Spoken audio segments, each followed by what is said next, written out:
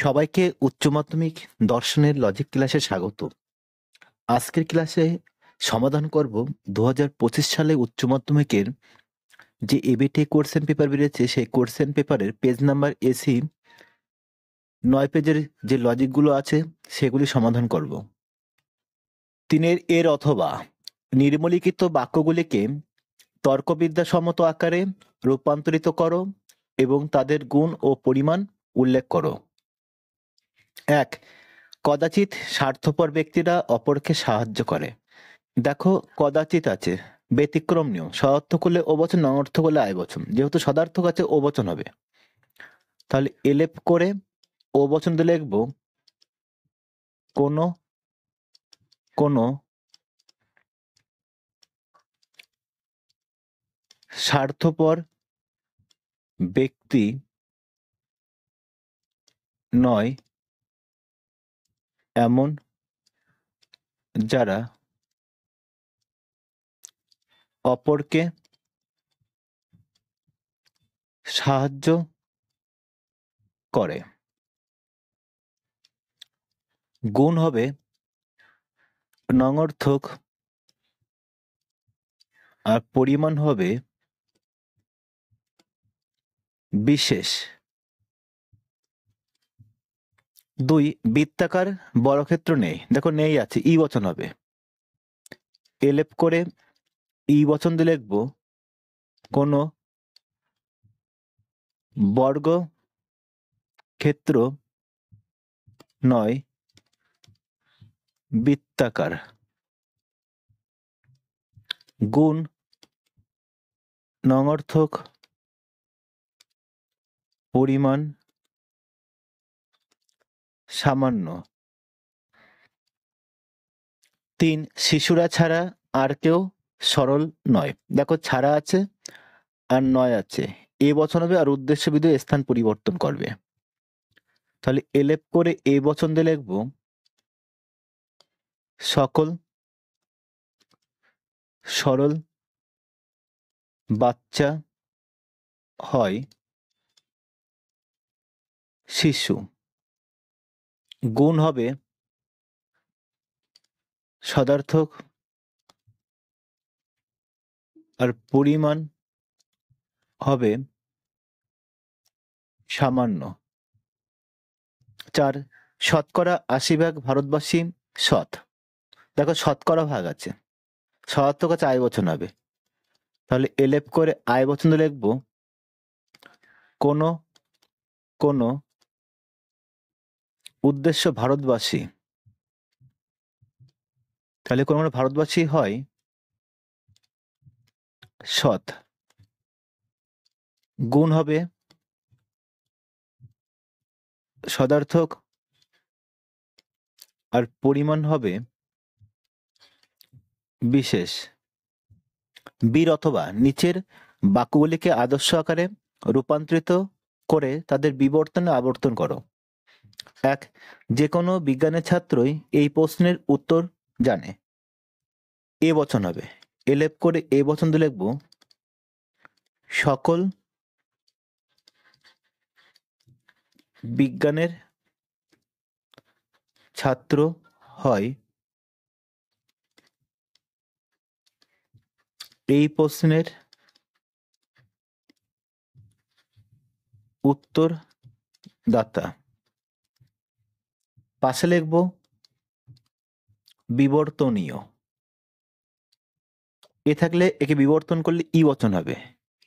এলেপ করে ই বচন দিয়ে লিখবো কোনো বিজ্ঞানের ছাত্র নয় এই প্রশ্নের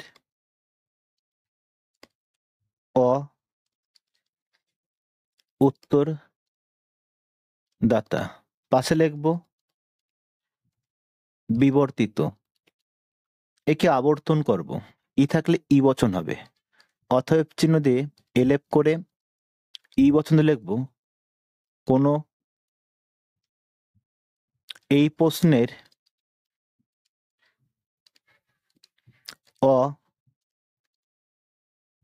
উত্তর দাতা নয় বিজ্ঞানের ছাত্র। পাশে লিখব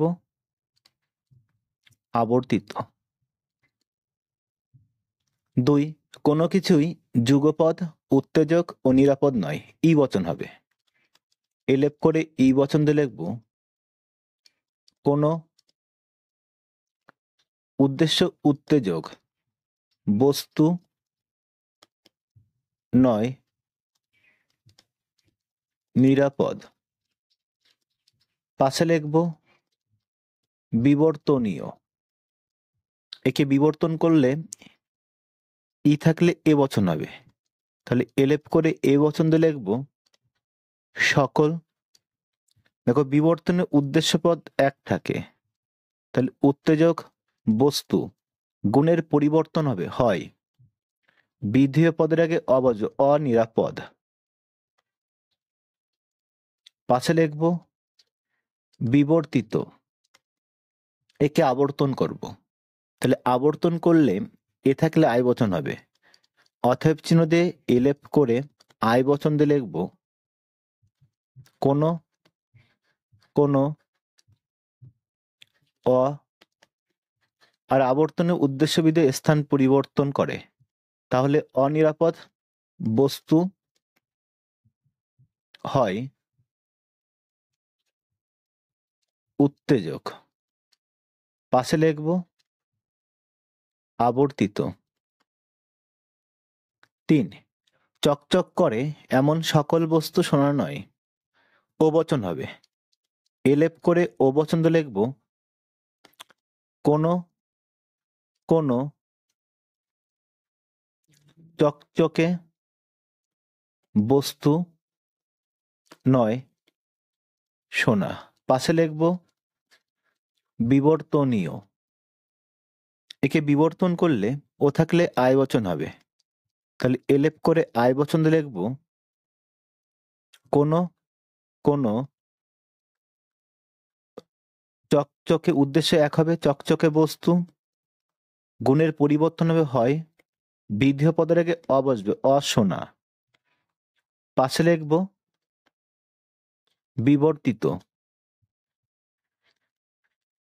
একে আবর্তন করব, আয় থাকলে আবর্তন করলে আই বচন হবে, অতএব চিহ্ন দিয়ে এলেপ করে আই বচন দিয়ে লিখব কোনো কোনো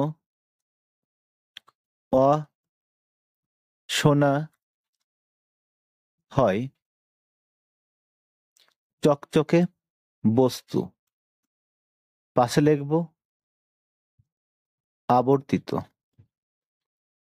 4 খুব অল্প সংখ্যক মানুষই স্বার্থপর নয়। দেখো খুব অল্প সংখ্যক ব্যতিক্রম নিয়ম, সঅর্থক হলে ও বচন, অনর্থক হলে আই বচন, যেহেতু নঅর্থক আছে আই বচন হবে, তাহলে এলেপ করে আই বচন দিয়ে লিখব কোনো কোনো উদ্দেশ্য মানুষ, তাহলে কোনো মানুষ হয়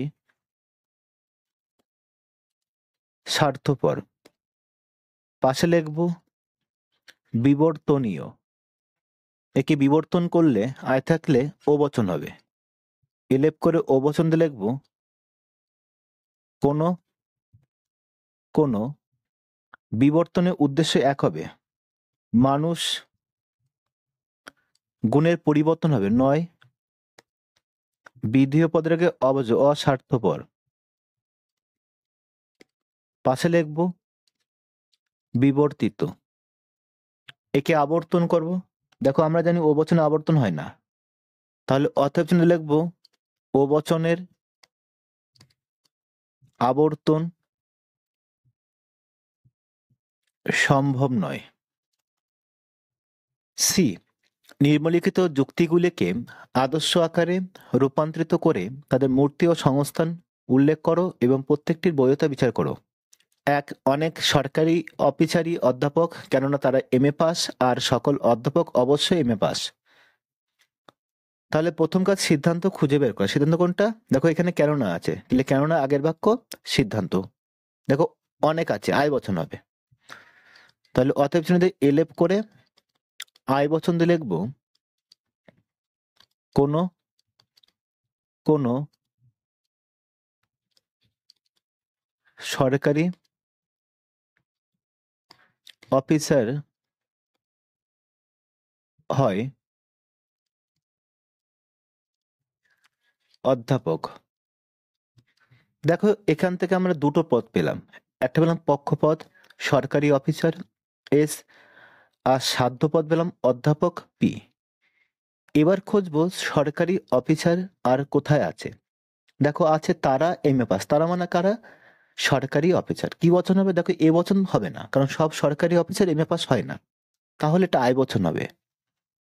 অপদানাশ্রয় বাক্য আয় বচন, এলেপ করে আয় বচন দিয়ে লিখবো কোনো কোনো সরকারি অফিসার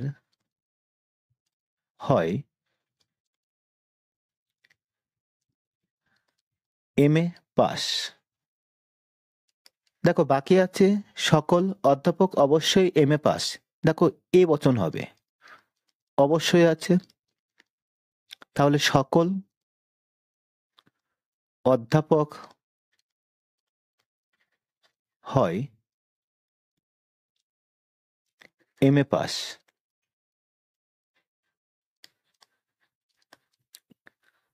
এবার চিহ্নিত করব, তাহলে সরকারি অফিসার পক্ষপদ এস, অধ্যাপক সাধ্যপদ পি, এম এ পাস হেতুপদ এম। এবার আমরা পরপর নিয়ম অনুসরণ করব, নিয়ম মানলে বৈধ হবে, না মানলে অবৈধ। তাহলে প্রথম নিয়ম দেখবো দুটি আশ্রয় বাক্য নঅর্থক বচন হবে না। দেখো নঅর্থক বচন হয়নি, নিয়ম মেনেছে। 2 নম্বর নিয়ম দেখো যে দুটি আশ্রয় বাক্য বিশেষ বচন হবে না। দেখো বিশেষ বচন হয়নি, নিয়ম মেনেছে। 3 নম্বর নিয়ম দেখবো যে প্রত্যেকটি নয় 3টি পদ থাকবে। দেখো 3টি পদই আছে, না হলে M1 M2 হতো, P1 P2 হতো, S1 S2 হতো। 4 নম্বর নিয়ম দেখবো যে হেতুপদকে দুটি আশ্রয় বাক্যে অন্তত একবার ব্যাপ্য হতে হবে। দেখো এ বচনের উদ্দেশ্যে ব্যাপ্য হয়, বিধেয় অব্যাপ্য। আয় বচনে উভয় পদ অব্যাপ্য, আয় বচনে উভয় পদ অব্যাপ্য। তাহলে নিয়ম বলছে যে হেতুপদকে দুটি আশ্রয় বাক্যে অন্তত একবার ব্যাপ্য হতে হবে। দেখো এখানে হেতুপদ এম এ পাস একবারও ব্যাপ্য হয়নি, তাহলে নিয়ম লঙ্ঘন করেছে, তাহলে এটা অবৈধ এবং অব্যাপ্য হেতুদোষ। এবার আমাদের মূর্তি আর সংস্থান রাখতে হবে, তাহলে আমরা মূর্তি লিখবো মূর্তি। তাহলে মূর্তি কি হবে? মূর্তি হবে বচন তিনটে হচ্ছে মূর্তি, এ আই আয়।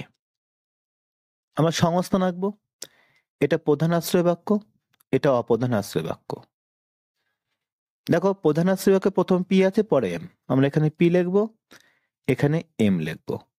অপ্রধান আশ্রয় বাক্যে দেখো এস এম, আমরা এস আর এম লিখবো। কোন সংস্থান? দ্বিতীয় সংস্থান। এবার পয়েন্ট করবে দোষ। কি দোষ হয়েছে? যে অবৈধ এবং অব্যাপ্য হেতু দোষ। এবার ব্যাখ্যা পয়েন্ট করে তোমরা এইভাবে লিখবে, উপরিক্ত যুক্তিটি নিরপেক্ষ ন্যায়ের উদাহরণ, যুক্তিটি অবৈধ এবং অব্যাপ্য হেতুদোষ। কারণ ন্যায়ের নিয়ম হলো হেতুপদকে দুটি আশ্রয় বাক্যে অন্তত একবার ব্যাপ্য হতে হবে।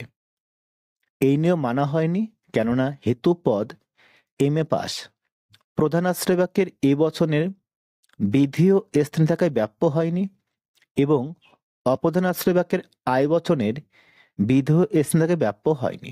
তাই যুক্তিটি উপরিক্ত দোষে দুষ্ট। তোমরা এটুকু লিখতে পারলে তোমরা 4/4 পাবে। 2, এই ন্যায় অবশ্যই বৈধ, কেননা সকল বৈধ ন্যায়ের মতো এটিও 3টি পদ বিশিষ্ট। তাহলে প্রথম কাজ সিদ্ধান্ত খুঁজে বের করা। সিদ্ধান্ত কোনটা? সিদ্ধান্ত হবে কেননার আগের বাক্য সিদ্ধান্ত। এই ন্যায় অবশ্যই বৈধ, তাহলে এটা সিদ্ধান্ত হবে। আমরা অথবা চিহ্ন দিয়ে এলেপ করে লিখবো, কি বচন হবে? এ বচন হবে। এই ন্যায় হয় বৈধ ন্যায়। দেখো এখান থেকে আমরা দুটো পদ পেলাম, পক্ষপদ পেলাম এই ন্যায় আর সাধ্যপদ পেলাম বৈধ ন্যায় পি। এবার খুঁজবো এই ন্যায় আর কোন বাক্যে আছে। দেখো এখানে লেখা আছে সকল বৈধ ন্যায়ের মতো এটিও তিনটি পদ বিশিষ্ট। তাহলে এই ন্যায়ে তিনটি পদ থাকবে, আবার বৈধ ন্যায়েও তিনটি পদ থাকবে। তাহলে অপধানাশ্রয় বাক্য হবে এ বচন, এই ন্যায় হয় তিনটি পদ বিশিষ্ট। আর প্রধানাশ্রয় বাক্য হবে এ বচন সকল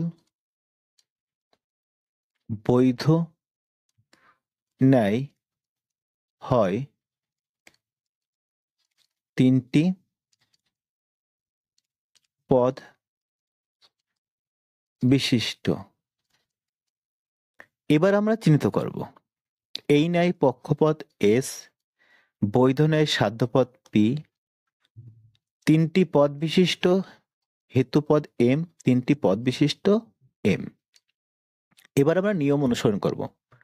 প্রথম নিয়ম দেখবো দুটি আশ্রয় বাক্য নঙর্থক বচন হবে না। দেখো হয়নি, নিয়ম মেনেছে। 2 নম্বর নিয়ম দেখবো যে দুটি আশ্রয় বাক্য বিশেষ বচন হবে না। দেখো বিশেষ বচন হয়নি, নিয়ম মেনেছে। 3 নম্বর নিয়ম দেখবো যে প্রত্যেকখানে তিনটি পদ থাকবে। দেখো তিনটি পদই আছে, না হলে M1 M2 হতো, P1 P2 হতো, S1 S2 হতো।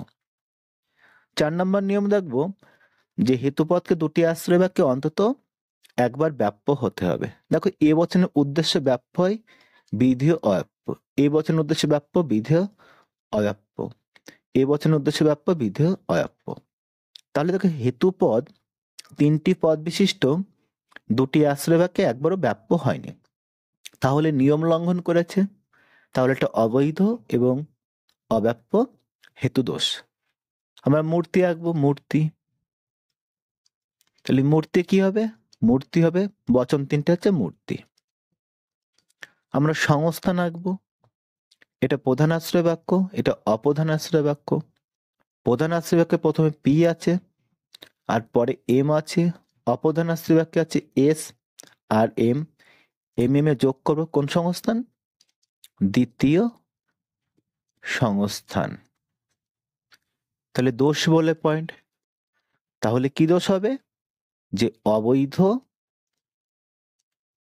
এবং অব্যাপ্য হেতু দোষ। এবার ব্যাখ্যা পয়েন্ট করে তোমরা এইভাবে লিখবে, উপরিক্ত যুক্তিটি নিরপেক্ষ ন্যায়ের উদাহরণ। যুক্তিটি অবৈধ এবং অব্যাপ্য হেতু দোষ, কারণ ন্যায়ের নিয়ম হলো হেতুপদকে দুটি আশ্রয় বাক্যে অন্তত একবার ব্যাপ্য হতে হবে। এই নিয়ম মানা হয়নি, কেননা হেতুপদ তিনটি পদ বিশিষ্ট, প্রধান ও অপ্রধান আশ্রয় বাক্যের এ বচনের বিধেয় এস থাকায় একবারও ব্যাপ্য হয়নি, তাই যুক্তিটি উপরিক্ত দোষে দুষ্ট। তোমরা এখানে লিখলে তোমরা 4/4 পাবে। ক্লাসটি ভালো লাগলে লাইক করো, তোমাদের বন্ধুদের শেয়ার করো, আর যারা আমার এই চ্যানেলে নতুন তারা অবশ্যই চ্যানেলটিকে সাবস্ক্রাইব করো। আবার দেখা হবে পরের ক্লাসে। সে পর্যন্ত সবাই ভালো ও সুস্থ থেকো।